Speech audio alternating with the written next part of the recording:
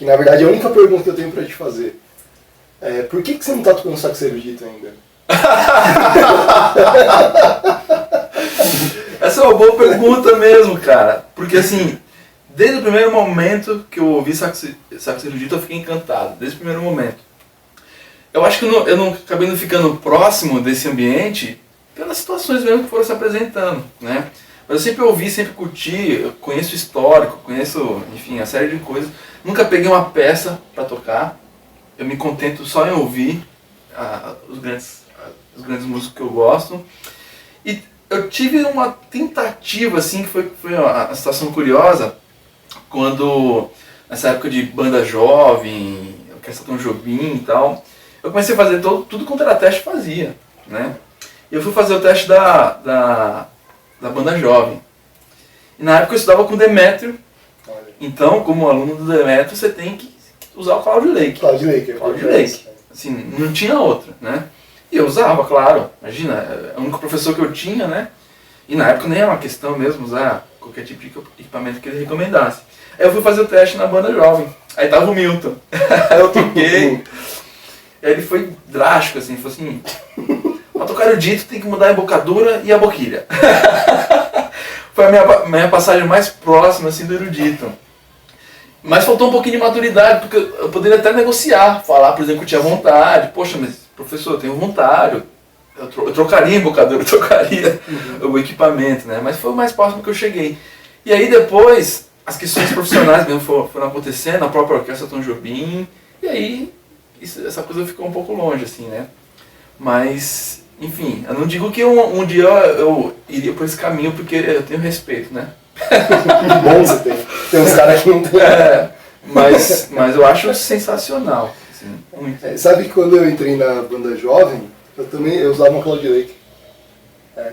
Porque na igreja... Esse fato eu não sabia. A igreja que a gente aprendeu a tocar, não a igreja que a gente aprendeu a tocar, mas a igreja que a gente frequentava ali, na época meu irmão ele trabalhava na Scavone, e aí pintaram 2 boquilhas Cloud Lake lá. E aí o papo que chegou pra gente falou assim, essa é a melhor boquilha do mundo.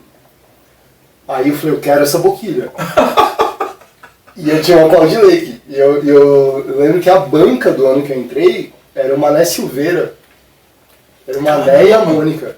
E eu toquei o Dom Giovanni do Closet completo. Sim. O Dom Giovanni do Mozart ali. Eu tocava e falava, acho que isso aqui sai. Aí eu entrei. Mas eu não fazia ideia do que eu estava fazendo lá, eu vim direto da igreja. E nesse ano, eu não entrei na EMESP. Caraca! No mesmo ano. Não foi aprovado. Você tinha o quê? Uns 14 anos? 14 anos. 14 anos. Eu fiz a prova da EMESP 3 anos, e na época não tinha sax erudito, só tinha popular. Eu lembro uma vez que eu fui fazer a prova, com um boné que acho que o Marcelo tinha me dado, o Martins, e tava escrito assim, jazz. Eu fui fazer a prova, não tava aquele boné. Eu fiz a prova, tava o Mané, a Paula. Eles não passaram, eles não gostando muito de jazz. eu fui entrar também na ULM na 3ª tentativa. E como suplente ainda, assim. Caramba. Na Tom Jobim é a mesma coisa, na orquestra. Eu fiquei de suplente. Mas você já estudava com alguém ou não? Você Não, eu estudava na Casa da Música de Diadema. Mas tinha um professor? Tinha um professor. Ah, então. Era um professor que me encaminhou bacana, assim. Ele era clarinetista também, tocava sax, mas me deu uma encaminhada boa, assim. Mas não sei quais que eram os critérios na época, né? Eu lembro, eu conheci um cara, você deve ter conhecido, o Silas Paranhos. Sim, eu toquei na banda jovem com ele. Então, ele me falava que ele tocava com boquilha de metal. É? Então eu falei, acho que isso vai ser um problema, Cloud Lake, né? Mas acho que... tá. Exatamente, né? Mas aí... Mas as coisas são como são também, né? Porque, enfim... Isso é profundo. O Josué, ele Porque você fica pensando, né? Pô, hoje em dia eu penso e falo, pô, que pena, né? Teria sido muito legal. Mas cada um tem uma história, não adianta, né? Sim. As coisas vão acontecendo como tem que ser. Claro, se você faz sua parte também, né? Tem gente que fica esperando, sentado, né? E não produz, não estuda, e fica esperando acontecer. Mas não era o caso. Eu tava me virando ali, com a formação escassa que tinha na época, né? Porque assim, aqui, falando de... Acho que por um tempo o saxofone clássico também era assim, né? Não tinha uma formação, né? Mas hoje em dia ainda tem alguns... Dá pra recorrer a algumas fontes, né? Dá. Não é A internet, né? né? A internet... Não, mas eu digo assim, você foi atrás do Gilson. Tem algum lugar, um farol, né? Tinha.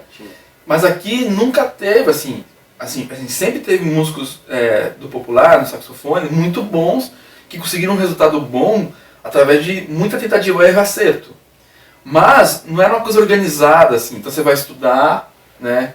Imagina, o Vitor Alcântara foi o primeiro aluno do Proveta. Imagina o Proveta, né? Com todo aquele universo pessoal dele. Imagina uma aula do cara, né? É passar, ainda mais antigamente, né? É passar muito...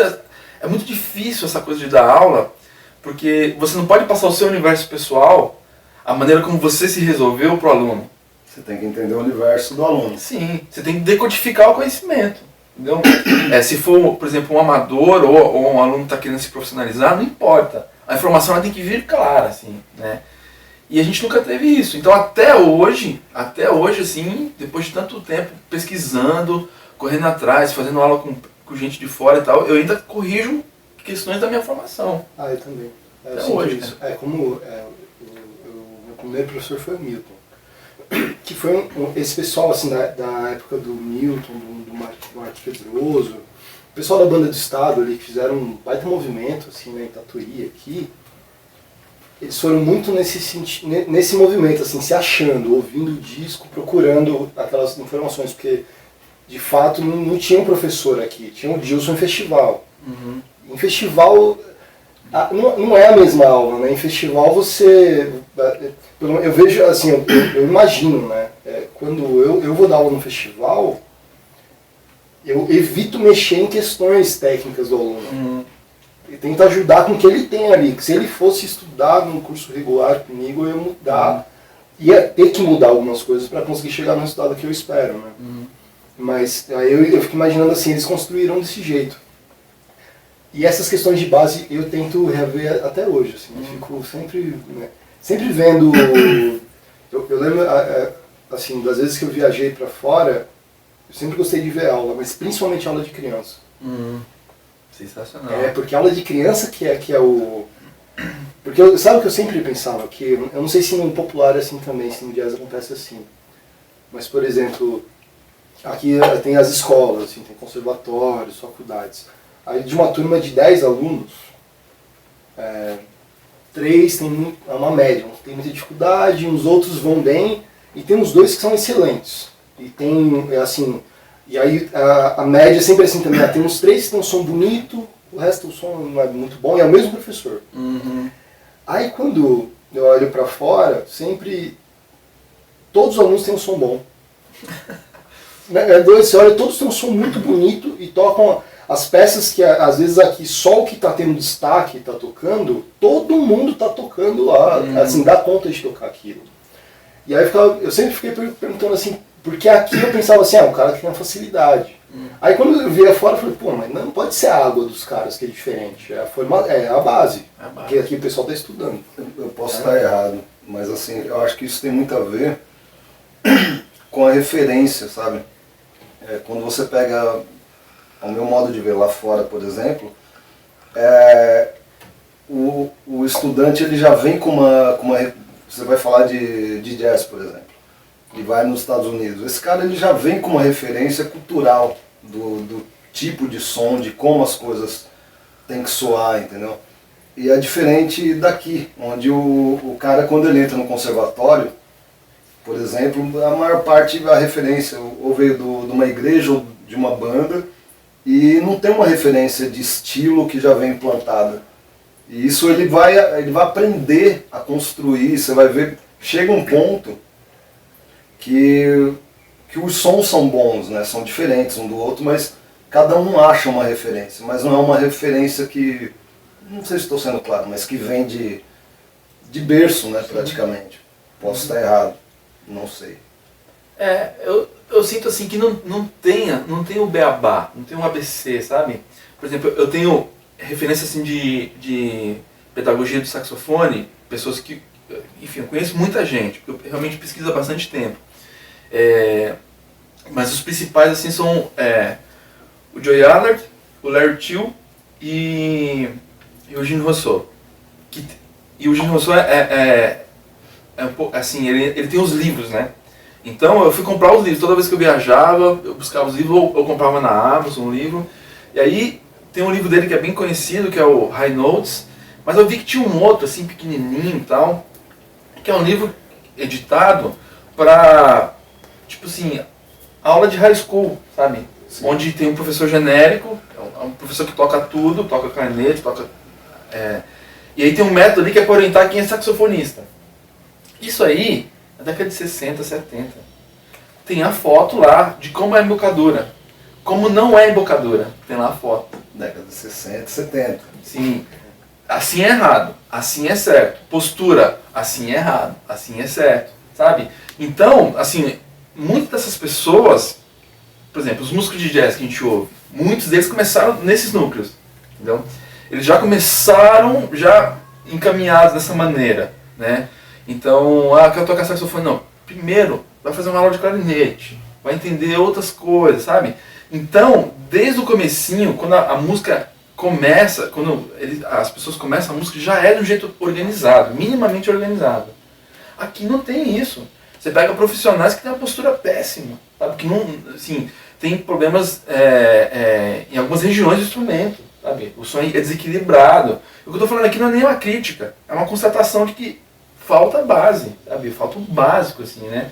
Então, eu tô sempre colando nessas referências. O Eugene Rousseau é uma referência ótima, até porque eu consigo, dentro da metodologia dele, ter um som que também é de acordo com os ambientes que eu toco, né? Porque tem muita diferença nesse sentido, né? Escolha de equipamento e tudo mais. Mas falta muito. Mas esse lance do clássico, do saxofone clássico, ele está fazendo parte de um pedaço da formação do saxofonista popular, e assim, aí é do meu lado, né? O clássico eu acho do caralho que isso esteja acontecendo. Porque o resultado realmente é efetivo, assim, você percebe a diferença no resultado no final. E isso, principalmente porque isso já acontece em outros instrumentos, né? Por exemplo, se o cara vai tocar piano, ele vai aprender, ele vai tocar o coral de bar, vai pegar livro de técnica, aí ele vai começar a estudar improvisação. O trompete, mesma coisa, meu irmão toca popular, eu sei todos os métodos de aquecimento de decor de trompete, assim que ele ficava fazendo, né? Aí o arbano, vai tocar o arbano, não sei o que, os sax, eu sempre senti que ficavam, eu sentia isso faltando aqui, assim, sabe? Então o pessoal, vou tocar o closé. Mas aí toca com linguagem que não tem nada a ver com o que está sendo pedido ali, é sempre dando um jeito na questão técnica, assim. E aí tem uma coisa que aconteceu recentemente, quando lá no EMESP, que você dá aula, que teve a Big Band da escola que foi para Juilliard, né? E foi para Nova York, não foi isso? Isso, foi com o Daniel. Isso. Tiveram vários intercâmbios, esse de Big Band foi com o Daniel, o que eu fui foi com o septeto. A Big Band da escola foi montada por alunos da escola, né, que fizeram a prova. E no resultado da Big Band, assim, dos alunos que foram, do naipe de saxofonistas que tem 5, se eu não me engano 4 tinham tido no início da música erudita.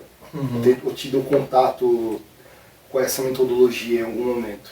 Então eu penso que numa escola, que eu não sei quantos alunos tem no MESP, deve ter muitos alunos de sax. Sim. Ter esse resultado, os que estão conseguindo esses resultados mais altos, né, de mais desenvolvimento, ter tido isso na formação, para mim é uma prova de que funciona. Não só sax, né? Você falou do Daniel, o Daniel é um cara que ele tem uma formação clássica, né, bicho? Tipo, e os alunos dele também, ele aplica toda essa, como fala, essa base, né, de fundamentos, que não é nem de clássico, base. É instrumento, base, né? Instrumento, né? Clássico. Acho que a gente às vezes confunde, fala toca erudito. Tocar método não é tocar erudito. Tocar método reto, articulando certo, com a nota no lugar, sem bend, sem efeito, sem nada, não é tocar erudito. É fundamento, é base. Né? Exatamente, é o básico, né? Eu acho que o popular e o erudito, eles se dividem no repertório. Na hora que, putz, agora eu toco erudito e aí você vai estudar o repertório clássico, entendeu? Toco popular, você vai cair pro repertório popular. Instrumento é instrumento. Dependendo gênero que você toca, a base e o fundamento é o mesmo. Não tem... Mas a gente tem um problema muito grande. Eu vou falar só dos saxofones, que tem mais propriedade, porque eu convivo com todo mundo, enfim, eu observo essas coisas há muito tempo. Existe uma cultura de que, para você ter o som popular, ele pode ser sujo. Essa coisa que o som bom popular é vintage no saxofone. Você tem que ter o sax vintage, tocar com aquele tanto de ar também, sabe? Uhum. É como se você fosse sei lá, como se fosse um profissional que trabalha dirigindo com carro, assim, sei lá, um motorista de Uber, e tivesse um Mustang 78. É tipo isso, sabe? Sim. Por quê? Porque o som do motor é legal, é bonito, mas assim, na prática não acontece. Onde estão os graves do instrumento, né? Toca os graves, consegue tocar os graves MF, né? Não sai, porque a cultura geral, não, mas popular tudo bem. Eu acho que esse paradigma precisa ser quebrado, assim, sabe?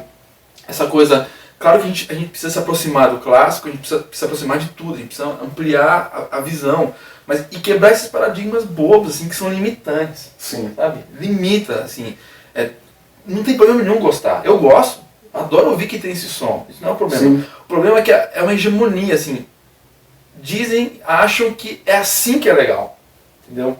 A nota de corte é por aí, né? Não tem outro jeito de olhar o tocar o instrumento que não seja esse, sabe?